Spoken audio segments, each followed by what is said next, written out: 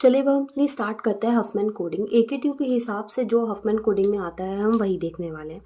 ये 5 पॉइंट हैं, आप चाहो तो इन्हें पढ़ सकते हो, वरना इसमें से जो मेन पॉइंट है वो ये वाला है कि लेफ्ट एज को हम 0 लेते हैं और राइट एज को हम 1 लिखते हैं।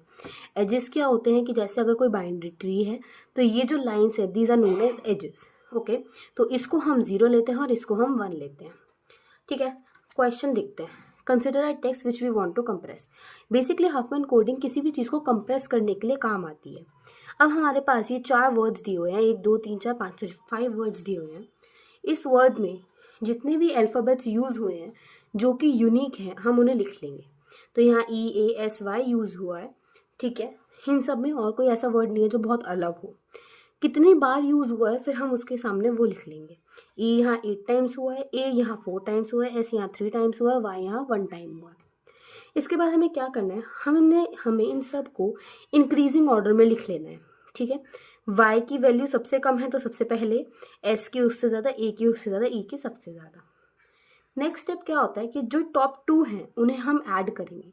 ऐड करने के लिए ये बहुत इंपॉर्टेंट है कि जो फर्स्ट वाला है वो पहले आएगा और जो सेकंड वाला है वो बाद में आएगा। तो YS हमने लिख दिया, YS 1 + 3 = 4। अगेन फिर हम इसे सॉर्ट करेंगे, ये ऑलरेडी सॉर्टेड है तो कोई प्रॉब्लम नहीं है।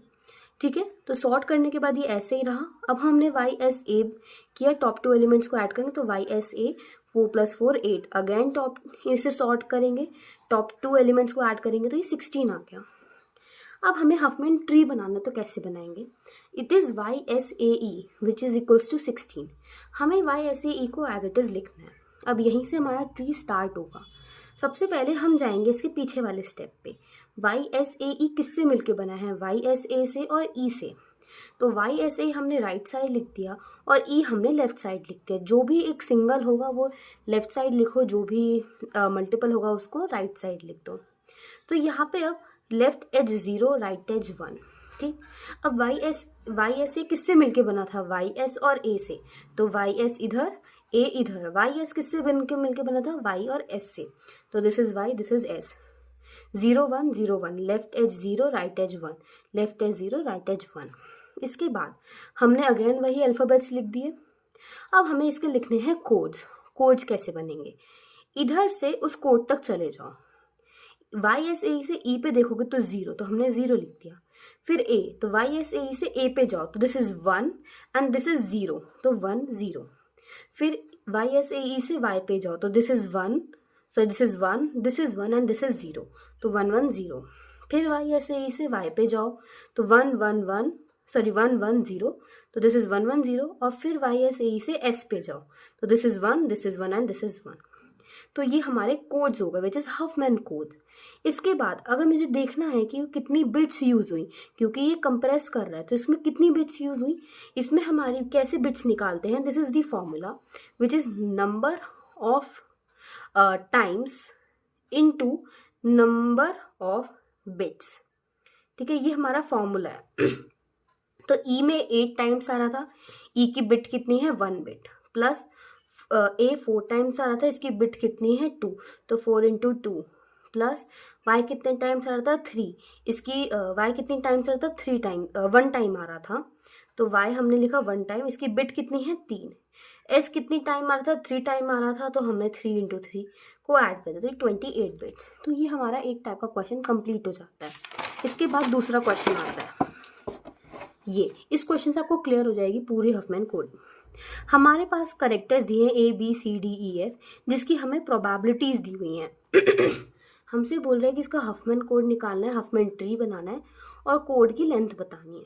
तो कैसे, वही इन सबको हमें इंक्रीजिंग ऑर्डर में लिखना है। हमने इन सबको इंक्रीजिंग ऑर्डर में लिखा। अगेन टॉप 2 को ऐड करना है, A + B करके 0.16, और इसके बाद इन सबको एज इट इज़ लिख देंगे। फिर इन सबको सॉर्ट करेंगे, क्योंकि मैंने आपको पहले भी बताया था वो ऑलरेडी सॉर्टेड था, इसीलिए हमने वहाँ सॉर्ट अलग से नहीं दिखाया, यहाँ सॉर्टेड नहीं है तो पहले सॉर्ट करेंगे। अब हमने इस सबको सॉर्ट किया तो सबसे छोटा यहाँ पे 0.12 है तो वो लिखा, और फिर 0.16 और ये एज इट इज़। फिर टॉप 2 को ऐड किया, ऐड करने के बाद लिखा, फिर इन सबको सॉर्ट किया। सॉर्ट करने के बाद हमारा ये CAB सबसे नीचे चला गया, और ये अब फिर टॉप 2 को ऐड किया, टॉप 2 को ऐड किया, ठीक है। फिर इन दोनों को एज इट इज़ लिखा। एज इट इज़ लिखने के बाद फिर टॉप 2 को ऐड किया, ठीक है। फिर सॉर्ट किया, फिर हमने टॉप 2 को ऐड किया और लिख दिया। तो ये चीज़ आई थिंक आपको क्लियर हो रही होगी कि हमने यहाँ पे जब सॉर्ट किया फिर हमने दोनों को ऐड किया, तो ये हमारा 0.5 आया, एफ ये 27 आया और ये 28 आया। इसे सॉर्ट किया तो ये DEB सबसे नीचे चला गया। फिर इन दोनों को किया तो ये FCAB बन गया, ठीक है। ये DE बन गया। फिर इन दोनों को हमने सॉर्ट किया तो हमारे पास ये आया, और फिर इसको करने के बाद DEFCAB इक्वल्स टू इन दोनों को एडिशन करके 1 आया। अब इसका ट्री बनाइए, ठीक है। इसका ट्री यही DEFCAB।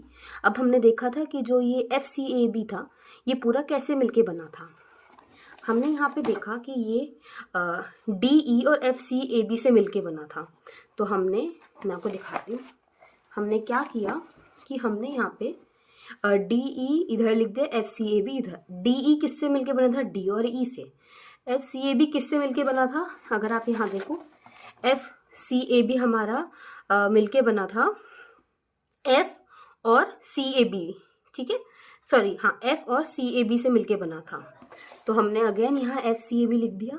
CAB C और AB से मिलके बना था, क्योंकि अगर आपको देखोगे तो यहाँ पे आपको दिखेगा कि जो ये CAB था ये C और AB से मिलके बना था, तो वो लिखा AB A और B से। अगेन 0 1 0 1 0 1 0 1 इन सब अल्फ़ाबेट्स को लिखा, इनके कोड्स लिखे।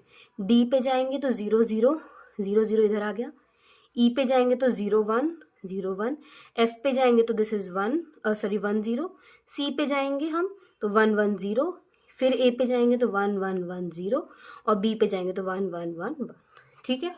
अब हमें निकालनी है average code length. Average code length का क्या फॉर्मूला होता है? Summation of probabilities into length of code हमारी, ठीक है। अब summation of probability into length of code मतलब हर एक का प्रोबेबिलिटी और उसका लेंथ ऑफ कोड को मल्टीप्लाई करके उन्हें ऐड करेंगे। तो यहाँ पे आप देखोगे कि A की प्रोबेबिलिटी हमारे क्वेश्चन में 0.14 दी थी। इसका कोड हमने देखा तो 4 डिजिट का बना, ये लिखा। सबका ऐसे करके इन सबको ऐड किया। इन सबको ऐड करने के बाद हमारा ये आंसर आ गया। आई होप आपको समझ आया होगा।